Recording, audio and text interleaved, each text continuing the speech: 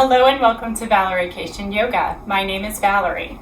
Today we will practice a couple of somatic exercise practices that can really help to open up the body in a very subtle way. So a somatic practice offers you time to move slowly and very gently in the body. And the effects of a practice where we slow everything down and create a meditative quality with our movement can be profound and also give you some information into how the body actually moves versus how you perceive your body to move. And it absolutely gives you time to have that felt sense or proprioception, feeling inside, interoception, but also feeling how you connect with the world, which is that proprioception. You really don't need anything but yourself for this practice, but if you want to add an additional blanket here, you could do that as well. So let's settle down on our left side. So turn things around in your space if you need to, and I'll cue for the left, but if you're on the right, just remember that, okay? So heading down onto the left side of the body. You can bend your knees as you come onto that left side. All the way down on your side, support your head. And this might be where you end up having a blanket if you need it. Pause here and breathe. You might close your eyes. That might feel like a nice way to turn inward.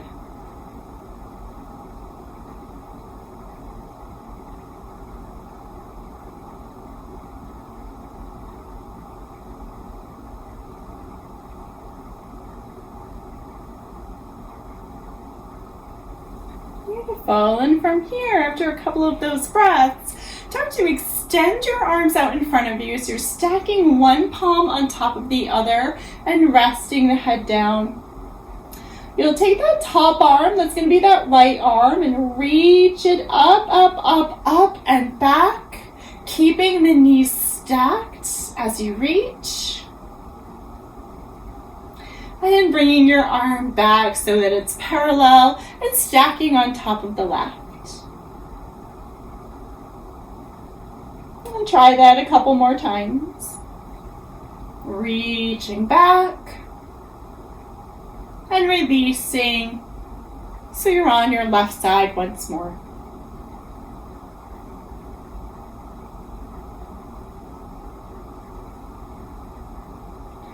As you move, your breath is very full, but soft, present, but not forced. And you'll allow the head to loll in any way it needs to. The head cannot land on the floor. You'll add a blanket underneath the head so you have additional support. This next time, as you reach back, take a moment to pause. You'll let the arm be heavy and back. 2 breaths or so, and then gently bring your way back to the center again. When the palms press together, take a moment to release. Support your head once more, and just notice what you feel in your upper body and shoulders.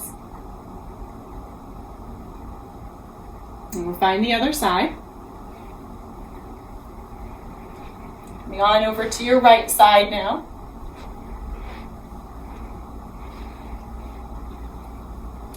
First, resting and finding support for the head. Relaxing here for a moment with your breath.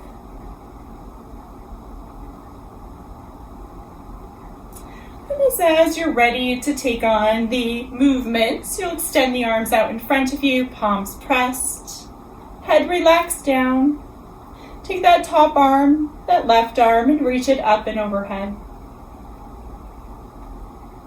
Keeping your hips stacked and your knees stacked, and gently release them back so the hands are stacked again in this crocodile jazz, as I like to call them. Continue to move at your pace and with your breath. Oftentimes I notice that the first 1 or 2 feel relatively sticky, and then things start to open and release around the joints. This can be a really great movement for anyone who has any tension in the shoulders. Many of you might be working in an office or at a desk. either at home or in the office space.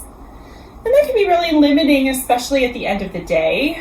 So as you come into your evening, this can be a nice way to release the tension that built throughout the day. But this next time when you reach back, take a moment to pause. Let everything be really nice and heavy around the shoulder joints. Just curious about what releases or what holds back. And then begin to bring that arm back around and stacking on top of that bottom arm. Take a breath here, and then come back onto your side. Resting on the side and breathing. Just notice what's to be felt.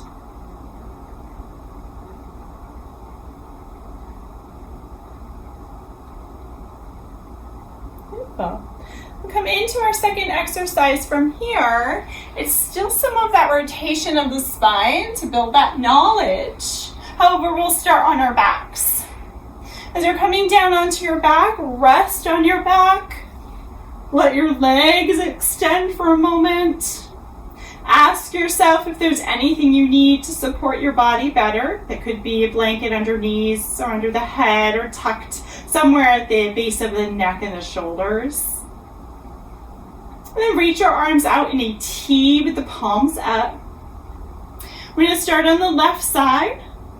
Just curling the fingertips in toward the palm of the hand as if you're coming into a very slow fist clench.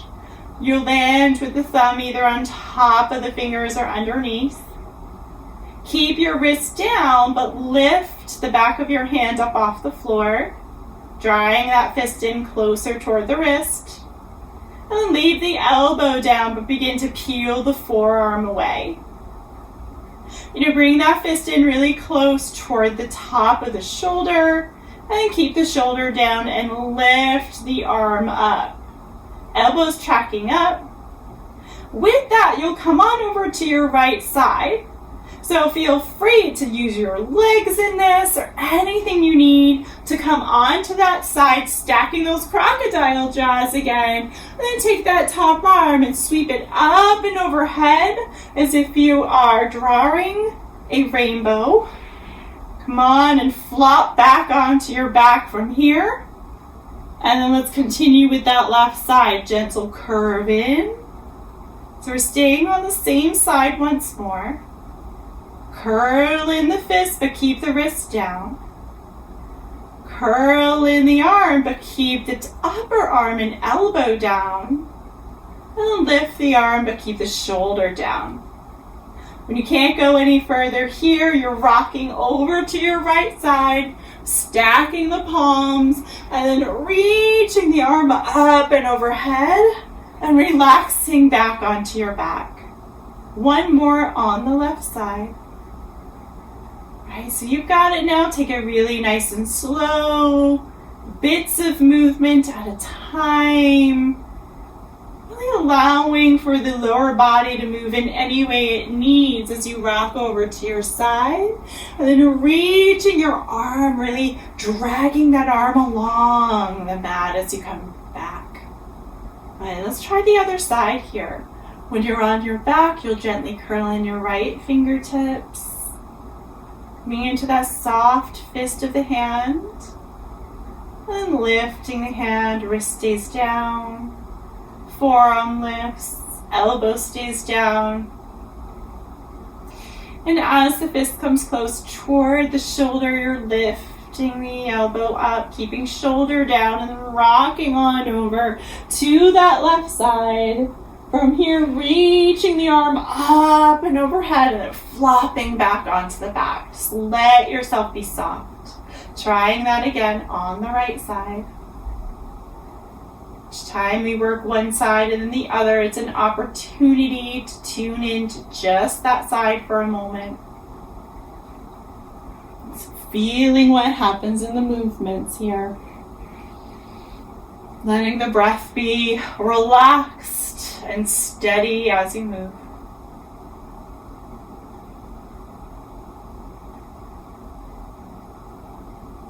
Coming into your third time around, maybe your mid The third time.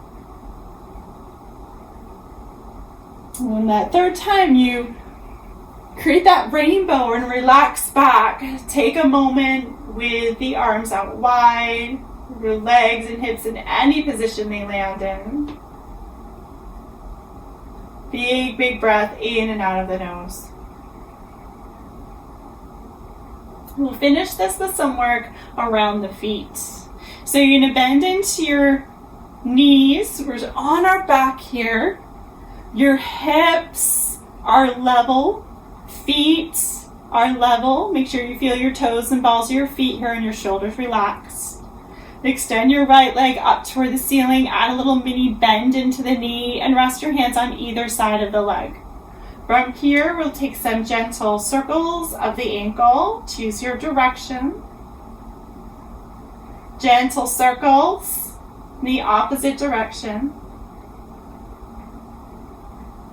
And then a gentle point and flex of the foot.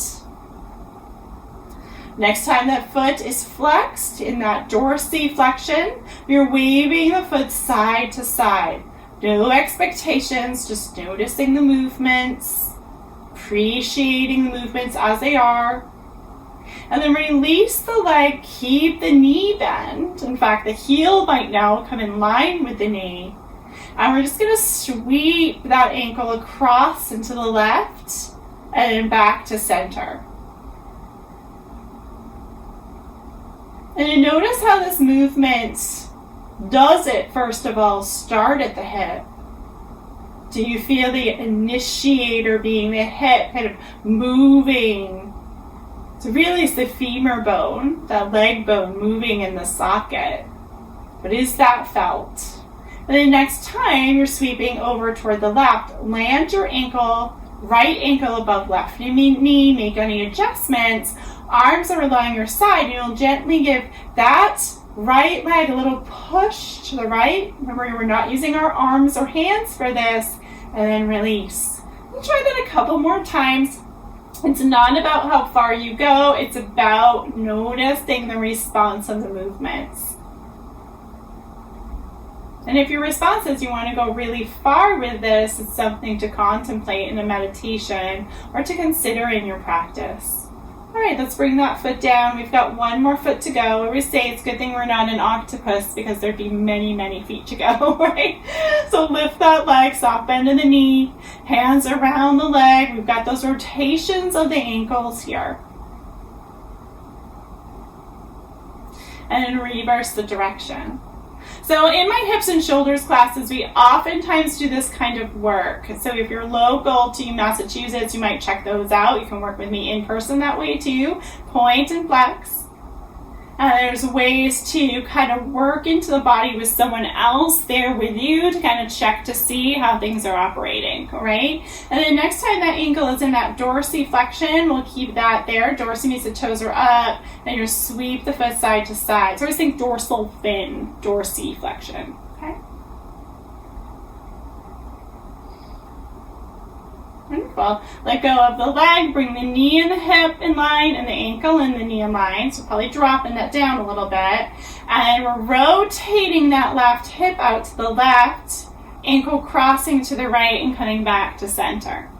And if you do need to see the video and kind of see how my hip is working, kind of working in the socket and releasing, and that does not come naturally to me. So if you find that you have a lot of movement in the heel or the ankle and very little into the hip, it's good to know. I know that you're in good company. Many of us do.